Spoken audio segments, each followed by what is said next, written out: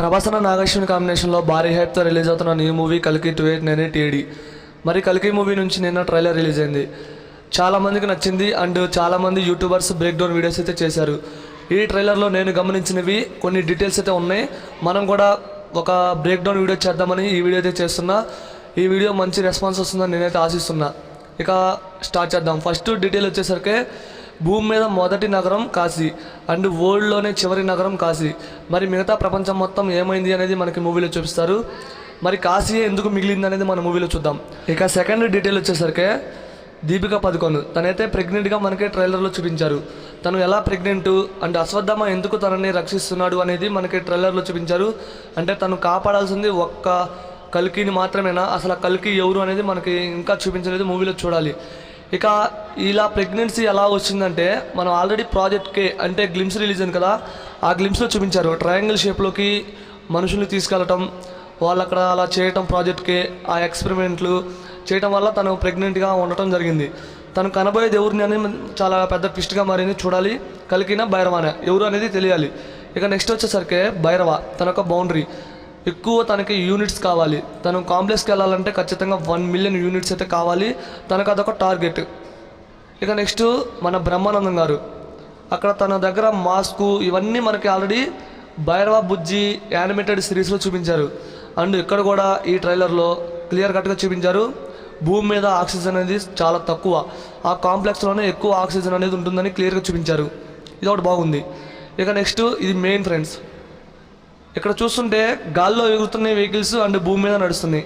ఇది గంగా నది అట్టుంది, ఎందుకంటే ఆ నది మొత్తం ఎండిపోయింది, ఎడారిలాగా మారిపోయింది. వాటర్ ఫెసిలిటీ మాత్రం ఒక కాంప్లెక్స్లో మాత్రమే ఉంటాయని క్లియర్గా చూపించారు. ఆ ఓల్డ్ బిల్డింగ్ కానీ ఆ వాటర్ ఫెసిలిటీ కానీ అవంతా బాగా క్లియర్గా చూపించారు. ఇది బాగుంది ఫ్రెండ్స్.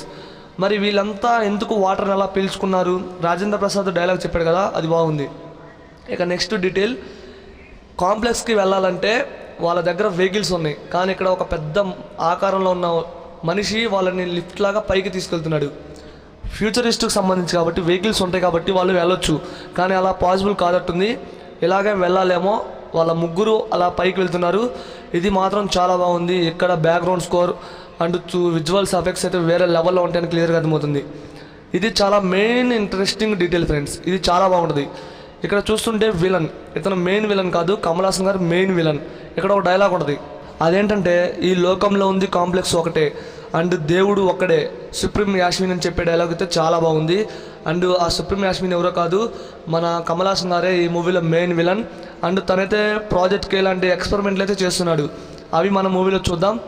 అండ్ ఇక్కడ ఒక మెయిన్ డీటెయిల్ ఉంది ఫ్రెండ్స్, మన దీపికా పదుకొన్ తన పేరు వచ్చేసరికి సుమ్80. ఈ సుమ్80 అంటే మన దీపికా పదుకొన్. తనని కాంప్లెక్స్కి పట్టివిస్తే మన భైరవకి 1 మిలియన్ యూనిట్స్ అయితే వస్తాయి, తన ఆశ అనేది తీరుతుంది. ఇక నెక్స్ట్ వచ్చేసరికి అశ్వత్థామ. ఆల్రెడీ మనకు తెలుసు, రామాయణంలోనే రాముణ్ణి కన్నా రావణాసుడు 2 అడుగులు ఎక్కువ ఉంటాడు. అలాగే ఈ ట్రైలర్లో మన అశ్వత్థామ మనుషుల కన్నా చాలా హైట్ ఉన్నట్టుగా చూపించారు. ముఖ్యంగా ఇక్కడ చూస్తున్నారు కదా, ప్రభాస్ భైరవ కన్నా అశ్వత్థామ చాలా హైట్ ఉన్నాడు. అండ్ తన స్పీడ్ కూడా వేరే లెవెల్లో ఉంది. తన బలం, తన స్పీడ్ అయితే నెక్స్ట్ లెవెల్ అసలు. ఆల్రెడీ మనకి ట్రైలర్లో చూపించారు. ఇక నెక్స్ట్ వచ్చేసరికి భైరవ కేడా. ఇక్కడ ఒక డీటెయిల్ ఉంది friends, hologram. Already Bujji and Bhairava గ్లిమ్స్లో మనం చూసాం, ఒక చిన్నపిల్లగాడు మనుషులు ఒక 2 క్యారెక్టర్స్ లాగా చూపించారు. అలాగే ఇక్కడ కూడా మనకి భైరవాని 3 డిఫరెంట్ లుక్లో, అంటే ఒకే క్యారెక్టర్ కాకపోతే 3 చోట్ల చూపించే విధంగా మన బుజ్జి భైరవ కలిసి ఒక ప్లాన్ చేసుకున్నారు. ఇక నెక్స్ట్ ఈ షాట్ చూస్తున్నారు కదా, ఆ ట్రక్ ఏకంగా చాలా హైట్ ఉంది. ఆ హైట్కి మించి మన అశ్వత్థామ దూకుతున్నాడు, కింద మన భైరవ అలా సుప్పుని కిందకు వచ్చేస్తున్నాడు. అంటే అశ్వత్థామకి ఎంత బలం ఉందో అనేది క్లియర్గా అర్థమవుతుంది. ఇది మెయిన్ డీటెయిలింగ్. ఇక్కడ ఒక కవచం లాగా వాళ్ళకి రెబల్స్ ఉంది కదా, అది ఎలా వచ్చింది అనేది చాలా డౌట్ ఫ్రెండ్స్. ఎన్నిసార్లు 0.0 ఎంత స్లోగా చూసినా సరే అది అర్థం కావట్లా. ఎలా ఉందో మీరు చూసిన వాళ్ళు కామెంట్ చేయండి. అది మాత్రం వేరే లెవెల్లో ఉంది, ఎన్నిసార్లు చూసినా నాకైతే లేదు. ఇక నెక్స్ట్ కదా, అంటే ఆ సుమ్80ని పట్టిస్తే మన భైరవకి 1 మిలియన్ ఇస్తారు, కానీ అది పట్టించే హక్కు అండ్ ధైర్యం మన భైరవకి మాత్రమే ఉంది. ఇక్కడ మెయిన్ డీటెయిలింగ్ ఏంటంటే ఈ భైరవ అండ్ కల్కి. అసలు కల్కి ఎవరు, భైరవ అంటే మనకు తెలుసు బౌండరీ అని మనకి చూపించారు. కల్కి అంటే ఎవరు, కమల్ హాసన్ గారా, లేకపోతే మన అశ్వత్థామ సుమ్80ని కాపాడుతున్నాడు కదా మన దీపికా పదుకొన్ని, మరి కాపాడాల్సింది ఒక్కనే అని ట్రైలర్లో డైలాగ్ చెప్పించారు. చాలా డౌట్స్ అయితే ఉన్నాయి, ఇవే కాదు ఇంకా చాలా ఉన్నాయి. కాబట్టి మన ఫస్ట్ వీడియో కాబట్టి ఇంతవరకు చెప్పడం జరుగుతుంది. అండ్ వీడియోని అసలు లైక్ చేయండి, వీడియోని షేర్ చేయండి. ఎంతవరకు చూస్తారంటే ఈ వీడియో మీకు నచ్చింది అనుకుంటున్నా ఫ్రెండ్స్.